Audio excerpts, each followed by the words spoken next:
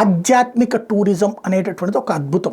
ఒకటి పుణ్యానికి పుణ్యం వస్తుంది, అదే సందర్భంలో మానసిక ఉల్లాసం వస్తుంది, ఆ విధమైనటువంటి ఏర్పాట్లు ఉంటాయి. ఇదంతా ఎందుకు చెప్తున్నా అంటే కేదార్నాథ్ ఇప్పటికే మొన్న ప్రయాగ్రాజ్ చూసాం ఏం జరిగింది అక్కడ పబ్లిక్ ఎట్లాగా. అలాగే పుణ్యక్షేత్రాల యొక్క అభివృద్ధి మీదనే సీరియస్గా కాన్సన్ట్రేట్ చేస్తుంది కేంద్రం.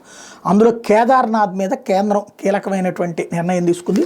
క్యాబినెట్ తాజాగా కేదార్నాథ్కి ఇప్పుడు ఆ దారిలో వెళ్ళేటటువంటిది లేకపోతే ఆ హెలికాప్టర్లు ఈ గొడవ అంతా నడుస్తుంది కదా.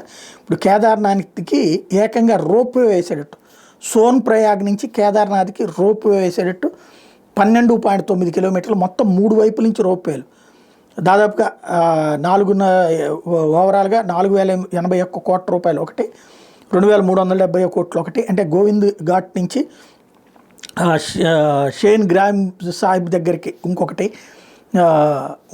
రోప్వే ఒకటి, ఇట్లాగా మొత్తం 3 వైపుల నుంచి రోప్వేలు వేసుకొచ్చేటటువంటి పని చేస్తున్నారు. తద్వారా యాత్రికులకి ఇబ్బంది లేకుండా, అంటే పుణ్యక్షేత్రాలు సందర్శించాలనుకునే వాళ్ళకి ఇబ్బంది లేనటువంటి వాతావరణాన్ని సృష్టించే ప్రయత్నం చేస్తున్నారు.